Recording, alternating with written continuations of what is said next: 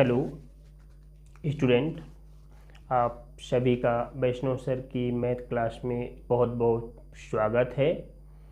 आज हम प्रश्न बैंक विषय गणित कक्षा 9वीं अध्याय 6 रेखाएं और कोण के सभी प्रश्नों को हल करना सीखेंगे। तो आपको हम बता दें कि इस पाठ से आपको 1 अंक का 2 प्रश्न आना है और 3 अंक का 1 प्रश्न आना है। कुल मिला के इस पाठ से आपको 5 अंक के प्रश्न आने हैं। तो आज हम लोगों को अपने 5 अंक इस पाठ के पक्के कर लेना है ना। तो चलिए स्टार्ट करते हैं। सबसे पहला काम देखते हैं हम। प्रश्न क्रमांक 1, यदि 3 या अधिक बिंदु एक ही रेखा पर स्थित हों तो वे कहलाते हैं। अब देखिए ध्यान से, यदि 3 या अधिक बिंदु एक ही रेखा पर स्थित हो, है ना। जैसे मान लेते हैं अपन इस प्रकार से, देखिए जैसे मान लीजिए कि ये अपने पास ये एक रेखा हो जाएगी, ये अपनी एक रेखा हो गई, ठीक। अब क्या कह रहा है, यदि 3 या अधिक बिंदु एक ही रेखा पर, मतलब इसी रेखा पर ढेर सारे अगर बिंदु हों एक ही रेखा पर, इस प्रकार से देख रहे हैं आप लोग, ये इस प्रकार से बहुत सारे बिंदु हों तो वो क्या कहलाते हैं। तो आपको ध्यान रखना है, अगर एक ही रेखा पर बहुत सारे बिंदु हैं तो उसको हम क्या कहते हैं, संरेख, मतलब एक ही रेखा पर, ठीक है। चलें अब आते हैं अपन अगले प्रश्न में। तो अगला प्रश्न क्या कह रहा है, एक न्यून कोण का माप है। तो देखिए आप सभी लोग चांदा देखे होंगे, है ना। इस प्रकार से क्या रहता है, अपना चांदा रहता है जिसमें सीधा ये 90 कहलाता है। तो देखिए जो इधर वाला 90 से कम वाला भाग है इसको न्यून कोण कहते हैं, जो 90 अंश का भाग होता है इसको समकोण कहते हैं, जो 90 से अधिक वाला भाग होता है उसको अधिक कोण कहते हैं। अब प्रश्न क्या कह रहा है, एक न्यून कोण, न्यून कोण मतलब 90 से कम वाला भाग, ठीक, मतलब 0 से लेकर 90 तक वाले भाग को हम क्या कहते हैं, न्यून कोण कहते हैं। तो इसका उत्तर भी क्या हो जाएगा हमारा आ नंबर, 0 अंश से 90 अंश के बीच वाले भाग को हम क्या कहते हैं, न्यून कोण कहते हैं। अब आते हैं अपन अगले प्रश्न में। वे 2 कोण जिनका योग 180 अंश हो। तो आपको ध्यान रखना है कि वे 2 कोण जिनका योग कितना हो, 180 अंश हो, वे कोण जिनका योग 180 अंश हो। तो अब जिनका योग 180 अंश होगा 2 कोणों का, आपको ध्यान रखना है ऐसे कोण को हम क्या कहते हैं, संपूरक कोण कहते हैं। फिर आते हैं अपन चौथे नंबर के प्रश्न में, किसी त्रिभुज के सभी कोणों का योग, है ना। तो आपको ध्यान रखना है कि त्रिभुज चाहे छोटा हो चाहे कितना भी बड़ा हो, हमेशा त्रिभुज के तीनों कोणों का ध्यान रखना है। त्रिभुज के तीनों जो अंदर कोण बनते हैं ना, ये तीनों अंदर वाले कोण, तो इन तीनों कोणों का जो जोड़ होता है, उन तीनों कोणों का जोड़ कितना होता है, हमेशा 180 अंश, ठीक है। तो इसका विकल्प श नंबर हमारा सही हो गया। अब 5वें प्रश्न में आइए, किसी समकोण त्रिभुज। अब देखिए किसी समकोण त्रिभुज में क्या कह रहा है, एक कोण 50 अंश का हो। अब एक समकोण त्रिभुज कह रहा है और इसका एक कोण कितने का हो, 50 अंश का हो। तो शेष कोण को बताना है। तो ध्यान से देखिए, त्रिभुज के तीनों कोण कितने के होते हैं, 180 अंश के होते हैं, है ना। तो एक कोण तो कह रहा है ना कितने का है, एक कोण हमारा 50 अंश का, ये वाला कोण हमारा एक ठो कोण 50 का है। अब जो 2 ठो कोण नहीं दिया है वो 2 कोण कौन से सही हैं, आ है कि ब है कि सा है कि द, ये हमको बताना है। तो देखिए हम क्या करेंगे, एक इसको और इसको जोड़िए, जिसमें भी 1 2 3 है ना। देखिए अपन ये इसको लेंगे, इसको और इसको, दोनों को, है ना। तो जिनको भी अपन जोड़ें तो जोड़ कितना प्राप्त हो जाए हमको, 180 अंश, वही हमारा क्या है, सही है। तो देखिए 50 50 100 हो गया, और 100 में 90 आप जोड़ देंगे तो 190, 180 से ज़्यादा हो गया, मतलब अ नंबर उत्तर हमारा सही नहीं है। अब इधर आइए, 50 में 90 जोड़ो तो कितना हो गया, 140, और 140 में 40 जोड़ेंगे तो आ गया 180, मतलब हमारा ब नंबर का उत्तर सही है। क्यों? क्योंकि तीनों को, इसका 50 का, 90 का, 40 का, तीनों का जोड़ कितना आ रहा है, 180, इसलिए। अब आते हैं अपन अगले प्रश्न में। तो अगला प्रश्न क्या कह रहा है, निम्नलिखित में से सत्य असत्य लिखिए। अब देखिए कौन सत्य है कौन असत्य। वे रेखाएं जो एक ही रेखा के समांतर होती हैं, परस्पर समांतर होती हैं, जैसे ये एक रेखा, ये एक रेखा, है ना। अब ये रेखा क्या है, दोनों रेखाएं एक ही रेखा के समांतर है, तो ध्यान रखना ये परस्पर आपस में भी समांतर होती हैं, तो मतलब ये वाला कथन हमारा सत्य है। फिर दूसरे में आइए, यदि दो रेखाएं परस्पर प्रतिच्छेद करें तो शीर्ष भिमुख कोण बराबर होते हैं। अब देखिए जैसे ये एक रेखा हो गई, ये, है ना, और ये एक रेखा हो गई, क्या कह रहा है, दो रेखाएं परस्पर प्रतिच्छेद करें तो जो ये कोण बनता है ना, इन कोणों को हम शीर्षाभिमुख कोण कहते हैं। और ध्यान रखना है आपको, शीर्षाभिमुख कोणों का मान क्या होता है, बराबर होता है, मतलब जो हमारा दूसरे नंबर का है वो भी क्या है, सत्य है। फिर तीसरे नंबर में आइए, तो तीसरे नंबर में क्या कह रहा है प्रश्न हमारा, यदि किसी त्रिभुज की एक भुजा को बढ़ाया जाए तो इस प्रकार बना बहिष्कोण अपने दोनों अंतः अभिमुख कोणों के योग से अधिक होता है, तो ये कथन क्या है, असत्य है। ठीक, तो ये वाला कथन असत्य हो गया। अब आते हैं अगले प्रश्न में, रिक्त स्थानों की पूर्ति कीजिए। तो देखिए वह कोण जो 180 से अधिक परंतु 360 से कम, तो देखिए जो कोण 180 से अधिक और 360 से कम होता है उसे क्या कहते हैं, प्रतिवर्ती कोण। ठीक, तो आपको पहले खाली स्थान में प्रतिवर्ती भरना है। फिर दूसरे में आई, जब दो किरणें एक ही अंत बिंदु से प्रारंभ होती हैं तो एक क्या बनाती हैं, कोण, तो इसमें ध्यान रखना आपको कोण भरना है। तीसरी में आइए, एक रेखा का वह भाग जिसके दो अंत बिंदु हों क्या कहलाता है, रेखाखंड, तो आपको तीसरे खाली स्थान में रेखाखंड भरना है। चौथे में आइए, रेखा का वह भाग जिसका एक अंत बिंदु हो, वो क्या कहलाता है, किरण कहलाता है ना। तो आपको ध्यान रखना है, जैसे ये इतना कर दिए हम ना, तो ये हो गया हमारा रेखाखंड। अगर इसमें दोनों तरफ ऐसे तीर का निशान बना दें तो इसको कहते हैं रेखा, और अगर इसमें एक तरफ तीर का निशान बना दें तो किरण। ठीक है, तो आपको जो है चौथे नंबर के खाली स्थान में क्या भरना है, किरण, उसका सही उत्तर है। अब आते हैं अगले प्रश्न में, एक शब्द में उत्तर दीजिए। एक ऋजु कोण की माप, तो देखिए ऋजु कोण किसे कहते हैं, एक सीधी रेखा, तो ध्यान रखना है सीधी रेखा में जो कोण बनता है उसे ऋजु कोण कहते हैं, और इसका मान कितना होता है, 180 अंश।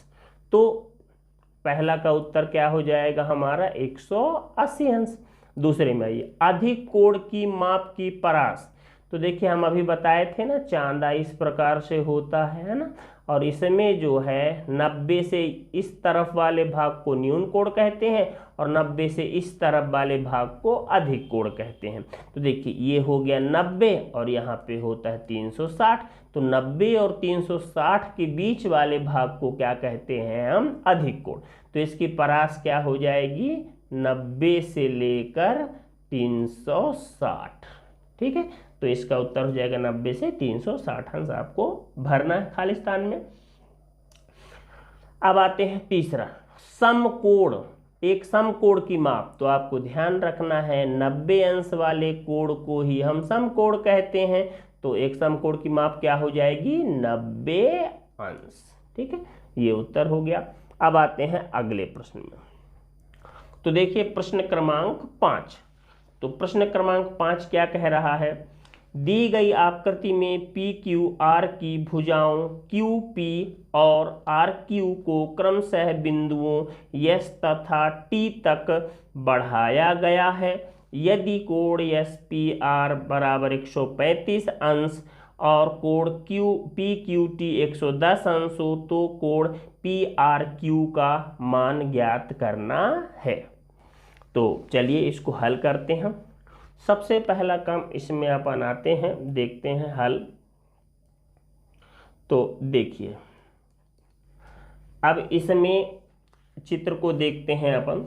तो चित्र में देखिए ये हमारा त्रिभुज बना है। तो देखिए ये एक सीधी रेखा है ना, और सीधी रेखा में क्या होता है, दोनों तरफ का जो कोण होता है उन दोनों कोणों का जोड़ कितना होता है, 180 अंश। और इनको क्या कहते हैं हम, दोनों तरफ के कोणों का जोड़ हमेशा 180 अंश होता है, और ये कहलाता है एक ही ओर का रैखिक युग्म कोण, है ना। इनको रैखिक युग्म कोण कहते हैं, और दोनों का जोड़ हमेशा कितना होता है, 180 अंश। ठीक, तो यहां पे हम इतना लिख लेंगे, हम जानते हैं। अब अपन क्या जानते हैं इसमें, कि जो ये दोनों तरफ का कोण है, ये जो दोनों कोण हैं इनका जोड़ 180 अंश होगा। मतलब हम इसको लिखेंगे x धन 135। अब इन दोनों जोड़ का जोड़ कितना हो जाएगा, 180 अंश हो गया। तो अब अपन x को इसी तरफ बचा लेते हैं और 135 को पक्षांतर करके उस तरफ ले जाते हैं। ठीक है, तो ये ऋण में हो गया 135। अब देखिए 180 में से अपन क्या करते हैं, 135 को घटा देते हैं। तो चलें घटाएंगे तो कितना प्राप्त हो जाएगा हमको, 45 प्राप्त हो गया। तो x का मान आ गया 45 अंश। अब जो काम इधर किए ना, अब वही काम हमको इसमें भी करना है। देखिए इस वाले में, इसमें भी देखिए दोनों तरफ के कोणों का जोड़ कितना होगा, 180 अंश, है ना। तो चलें वही काम जो अपन इधर किए ना, वही काम इसमें भी करिए। तो चलें पुनः वही काम, फिर से जो काम अपन ऊपर किए हैं वही काम फिर से अपने को करना है। तो देखिए y धन 110 अंश, अब ये दोनों का जोड़ भी कितना होगा, 180 अंश। अब पिछले सवाल, पिछले जैसे अपन पीछे भी किए ना, सेम वैसे 110 को उस तरफ ले जाइए तो हो गया 180 माइनस 110। अब यहाँ से y बराबर 180 में 110 घटा दीजिए तो आपको कितना प्राप्त हो जाएगा, 70। तो ये हमको y का मान प्राप्त हो गया 70 अंश। अब हमको क्या निकालना है, देखिए ये z वाला मान है ना, z वाला देखिए लिखा है ना, कोण पी आर क्यू आपको ज्ञात करना है। और ये देखिए P और ये R, ये Q, मतलब ये वाला कोण हमको ज्ञात करना है। तो चलें अब देखिए हम जानते हैं, अब हम क्या जानते हैं, फिर से हम अभी एक बार देख भी चुके हैं और बताए भी हैं आपको। हम जानते हैं कि त्रिभुज के तीनों कोणों का जोड़ कितना होता है, बताइए। त्रिभुज के तीनों कोणों का जोड़ 180 अंश होता है, इसलिए x कोण और y कोण और z कोण, तीनों कोणों का जोड़ कितना हो जाएगा, 180 अंश। अब x का मान कितना है अपने पास, 45 धन y का मान, हम देखिए x का मान 45 निकाले और y का मान कितना आ गया, 70। तो यहाँ पे y की जगह रख देंगे 70 धन z बराबर में 180। अब देखिए 70 और 45 को जोड़ देते हैं तो 5 में 0 जुड़ा तो ये हो गया 5। अब 7 में 4 जुड़ेगा तो हो गया 11, और ये z बराबर में 180। अब देखिए धन 115 को पक्षांतर करके इस तरफ ले आएंगे तो क्या हो जाएगा, z बराबर 180 माइनस, अब ये धन 115 इधर आ गया तो हो गया ऋण में 115। तो देखिए z बराबर, अब 180 में से 115 को घटा देंगे तो कितना मान मिल गया, 65 अंश। अब देखिए z मतलब कौन सा कोण हो गया, कोण PRQ जो हमको ज्ञात करना था, कोण PRQ, इसका मान कितना प्राप्त हो गया, 65 अंश, और यही हमारा क्या हो गया, आंसर हो गया।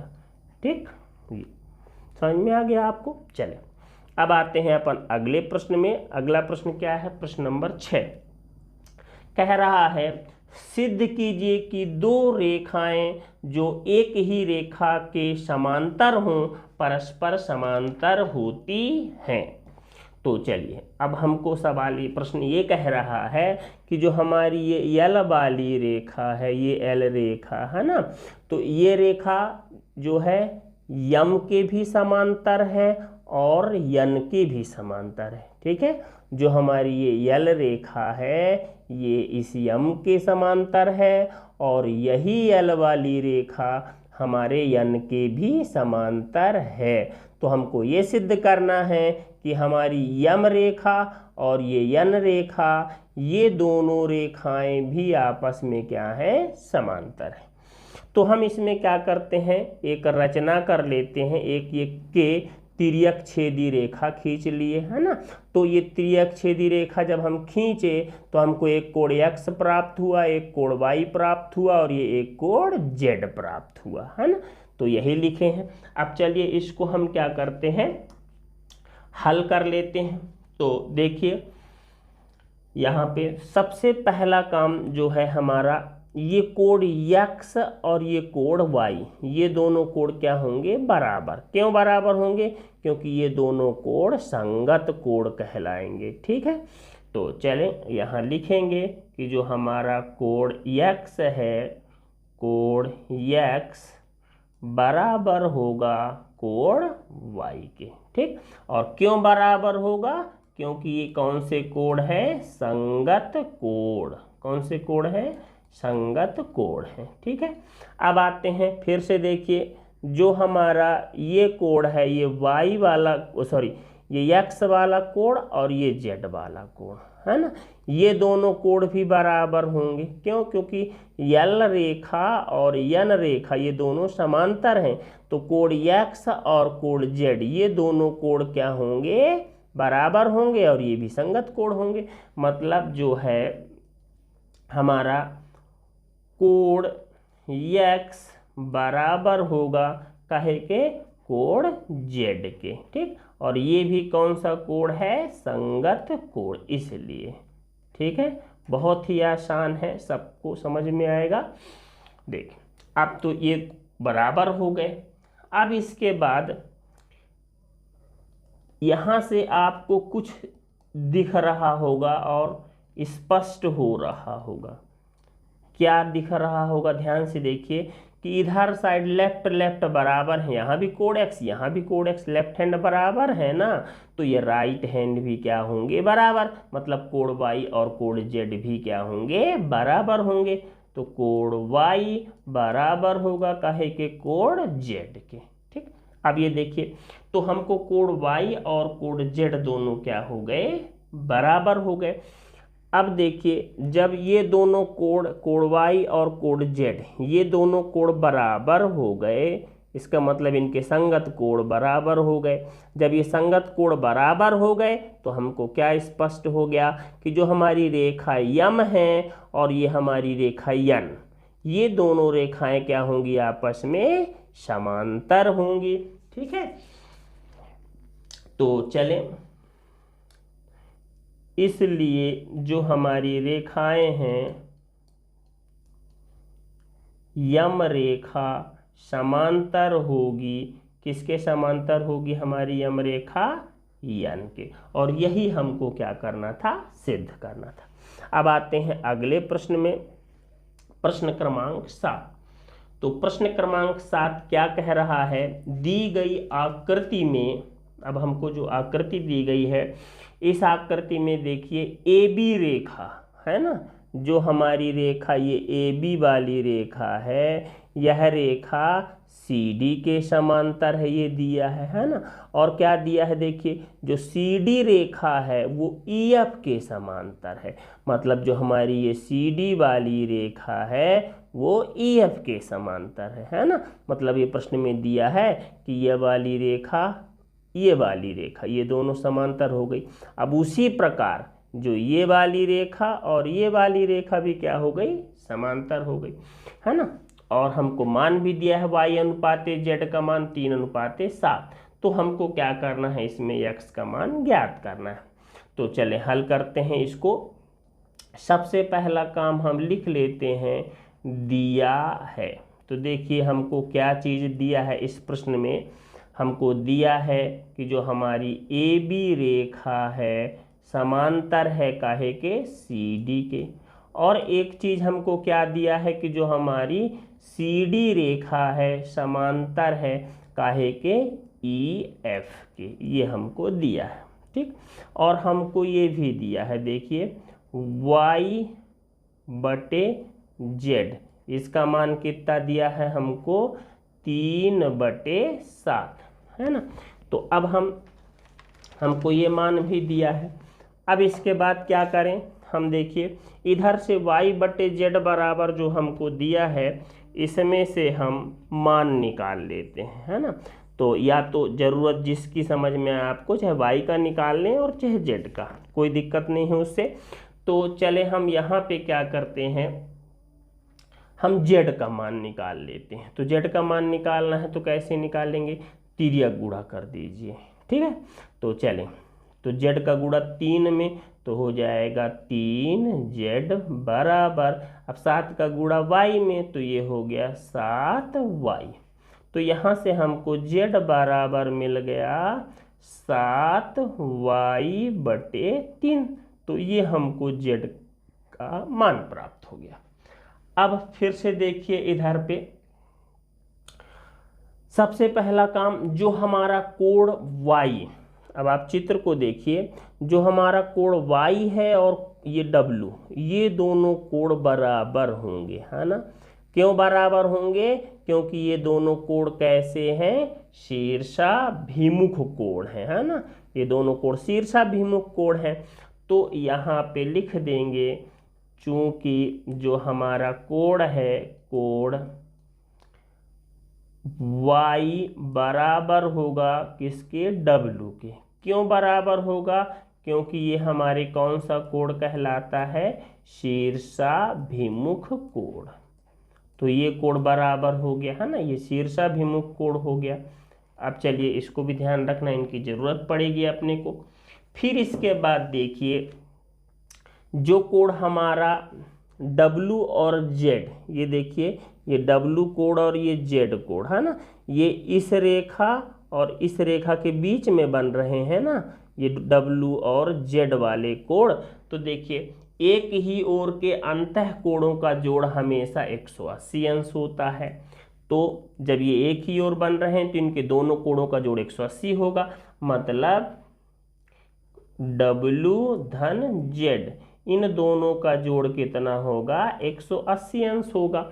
अब यहाँ से देखिए, अब ये हमारे पास y का मान कितना प्राप्त हुआ, w, मतलब y की जगह हम w रख सकते हैं और w की जगह y रख सकते हैं। तो चलिए w की जगह हम इस y को रख देते हैं, तो ये w की जगह y प्राप्त हो गया। फिर आगे चलिए, ये z लिखा है। अब देखिए z का मान कितना मिला है हमको, 7y बटे 3। तो यहाँ पे रख देंगे हम 7y बटे 3 बराबर 180 अंश। अब यहाँ इसके बटे कुछ नहीं है तो 1, अब भिन्नों का जोड़ घटाना कर लीजिए, 3 और 1 का लघुत्तम 3 हो गया। अब 3 का गुणा 3y में होगा तो ये 3y धन 7 का गुणा 1 में होगा तो 7 1 कम 7y बराबर में 180। अब यहाँ देखिए 7y और 3y जुड़ के क्या हो जाएगा, 10y बटे में हो गया 3 बराबर में 180 हो गया। अब 10 बटे 3 को पक्षांतर करके इस तरफ ले आइए तो हमको y बराबर ये हो गया 180। अब देखो पक्षांतर करके जब हम लाएंगे तो 10/3 है ना, इधर आएगा तो ये हो जाएगा 3/10। अब देखिए ये शून्य और ये शून्य कट गया, तो अब हमारे पास बचा y बराबर, अब 18 और 3 का गुणा कर दीजिए तो कितना प्राप्त हो गया हमको 54, है ना। तो हमको यहाँ पे y का मान कितना प्राप्त हो गया, 54 प्राप्त हो गया। अब चलते हैं आगे, तो अब अगले पेज में आते हैं। अब देखिए इसमें हमको कोण y का मान तो 54 प्राप्त हो गया है ना। अब फिर से वही काम करना है। अब कौन सा फिर वही काम, यहाँ पे भी आप देखिए जो x है कोण है और ये y कोण, ये दोनों कोण कैसे हैं, x और y वाले ये दोनों कोण अभी पिछले में देख चुके हैं, पिछले भाग में इसी सवाल के, ये दोनों एक ही ओर के अंतः कोण हैं और एक ही ओर के अंतः कोणों का जोड़ कितना होता है 180 अंश, है ना। तो यहाँ पे जो है हमारे कोण x धन कोण y, दोनों कोणों का जोड़ कितना हो जाएगा 180 अंश। अभी आप देखे हैं कि कोण y का मान हम लोग कितना निकाले हैं 54, तो यहाँ पे कोण y का मान 54 रख दीजिए, तो ये हो गया कोण x धन कोण y का मान रख दिए 54 बराबर में 180, तो हमको मिल गया कोण x बराबर 180। अब देखिए धन 54 को पक्षांतर करके इस तरफ ले आएंगे तो ऋण में हो गया 54, तो हमको मिल गया कोण x बराबर, अब 180 में से अपन क्या करेंगे 54 को घटा देंगे, तो हमको कोण x का मान कितना मिल गया 126। अब देखिए हमको x का मान ज्ञात करना था ना, और यही क्या हो गया हमारा उत्तर हो गया। चलिए अगले प्रश्न में आते हैं। प्रश्न 8, अपने को दी गई आकृति में कोण PQR बराबर कोण PRQ है, तो सिद्ध कीजिए कोण PQS बराबर है कोण PRT के। तो हमको ये सिद्ध करना है। तो चलें प्रश्न क्रमांक 8 में आते हैं। अब इसमें देखिए हमको क्या दिया है कि कोण PQR, ये देखिए कोण PQR मतलब कोण नंबर 1 बराबर है किसके, कोण PRQ के, ये PRQ के, मतलब हमको कोण 1 और कोण 3 बराबर दिया है सांकेतिक भाषा में, इसलिए लिख रहे हैं ताकि आप लोगों को सरलता जाए, है ना। तो हल हमको इसमें क्या दिया है कि जो हमारा कोण 1 है बराबर है कोण 3 के, ठीक। अब इसके बाद हमको सिद्ध क्या करना है, ये चीज़ तो दिया है हमको, है ना, ये चीज़ हम कहाँ से पा रहे हैं, ये प्रश्न में हमको दिया है। अब हमको सिद्ध करना है कोण PQS। अब देखिए PQS कहाँ पे है, PQS मतलब 2 नंबर का कोण बराबर है, फिर क्या दिया है PRT मतलब 4 नंबर, हमको कोण 2 और कोण 4 को बराबर सिद्ध करना है। तो चलें सबसे पहला काम यहाँ पे लिख लेते हैं, हम जानते हैं, है ना। अब क्या जानते हैं अपन कि देखिए ये एक सीधी रेखा है और सीधी रेखा में ये दोनों तरफ जो कोण बन रहे हैं, दोनों कोणों का जोड़ क्या होगा 180 अंश। मतलब हम इसको लिखेंगे कि जो हमारा कोण 1 और 2 है उसका जोड़ कितना होगा, कोण 2 और धन कोण 1, ये दोनों कोणों का जोड़ को कितना होगा 180 अंश होगा, ठीक। क्योंकि ये क्या है, ऐसे कोणों को हम क्या कहते हैं, रैखिक युग्म कोण कहते हैं, या फिर रैखिक कोण भी कह सकते हैं, रैखिक युग्म कह सकते हैं, है ना। तो ये कौन से कोण हैं, हमारे रैखिक कोण हो गए, ठीक। फिर इसी प्रकार आप इसको भी देखिए, यहाँ पे देखिए कोण 3 और कोण 4 ये भी सीधी रेखा में बन रहे हैं ना, तो इन दोनों कोणों का भी जोड़ कितना होगा 180। तो फिर से पुनः यही काम करें अपन, पुनः अब यहाँ पे भी हम देख रहे हैं कि जो हमारा कोण 3 है और कोण 4, ये दोनों रैखिक कोण हैं। इन दोनों कोणों का जोड़ भी कितना होगा? 180 अंश होगा। ठीक, अब हम इन दोनों से अगर हम इसको समीकरण 1 नाम दे दें और इसको समीकरण नंबर 2 नाम दे दें, तो देखिए दोनों के राइट हैंड में 180 180 है, मतलब दोनों के राइट हैंड साइड आपस में बराबर हैं। जब राइट हैंड साइड बराबर हैं तो लेफ्ट हैंड भी साइड बराबर होंगे। तो यहाँ लिख देंगे हम समीकरण 1 और 2 से। तो चलें, समीकरण 1 और 2 से दोनों के राइट हैंड लेफ्ट हैंड भी आपस में बराबर हो जाएंगे, मतलब कोण 2 धन कोण 1 बराबर होगा कोण 3 धन कोण 4 के। अब देखिए यहाँ से हमको यहाँ क्या था, कोण 1 और कोण 3 क्या है? आपस में बराबर हैं। तो हम ये कोण 1 के जगह हम क्या रख देंगे? कोण 3 रख देंगे। चलिए रख देते हैं, कोण 2 धन कोण 3 बराबर कोण 3 धन कोण 4। अब चाहे तो आप यहाँ पे लिख दीजिए कि भाई कोण 1 जो है हमारा कोण 3 के बराबर है, इसलिए हम ऐसा कर दिए, कोण 1 की जगह कोण 3 रख दिए। अब देखिए कोण 3 और कोण 3 दोनों पक्षों से कट गया, तो जो कोण 2 हो गया हमारा इधर से बचा और इधर से कोण 4 बचा। अब देखिए कोण 2 का नाम क्या है? यहाँ पे ये कोण 2 का नाम क्या है? PQS, और कोण 4 का नाम PRT, और यही तो हमको सिद्ध करना था। तो चलें लिख देते हैं, कोण 2 का नाम है PQS बराबर कोण 4 का नाम क्या है? कोण PRT, और यही हमको सिद्ध करना था। अब आते हैं अगले प्रश्न में। अब चलें, अगला प्रश्न है क्रमांक 9। अब इसमें क्या कह रहा? दी गई आकृति में x और y के मान ज्ञात कीजिए और फिर दर्शाइए कि AB समांतर है CD के। तो हमको ये दर्शाना है कि AB और CD जो है आपस में समांतर है। तो सबसे पहला काम देखिए आप लोग यहाँ पे समझिए कि देखो ये जो कोण 50 और ये कोण x, ये दोनों कोण क्या हैं? इस रेखा के एक ही तरफ है ना, तो ये दोनों कोणों का जोड़ कितना होगा? 180 अंश होगा। तो पहला काम हम ये करेंगे। तो चलिए करते हैं, हल करें इसको, है ना। तो यहाँ पे कोण ये जो 50 अंश है और ये x, इन दोनों कोणों का जोड़ कितना होगा? 180 अंश। क्यों होगा? इनको भी अपन क्या कहते हैं? वही रैखिक कोण है ना, रैखिक युग्म कोण। तो ये भी हमारा रैखिक युग्म कोण है, इसलिए ऐसा हो गया। ठीक, अब चलें यहाँ से हम x का मान निकाल लेते हैं। ये हो गया 180 धन 50 को इधर ले आएंगे तो क्या हो जाएगा? ऋण में 50। तो x बराबर 180 में 50 घटा देंगे तो कितना बचेगा हमारे पास? 130 अंश। तो देखिए x का मान कितना आ गया? 130 अंश। अब चले आगे। अब फिर से थोड़ा सा आप यहाँ पे देखिए चित्र में, ये y वाला कोण और ये 130, ये दोनों बराबर होंगे। काहे बराबर होंगे? ध्यान करिए, क्योंकि ये दोनों शीर्षाभिमुख कोण हैं, इसलिए ये दोनों क्या होंगे? बराबर होंगे।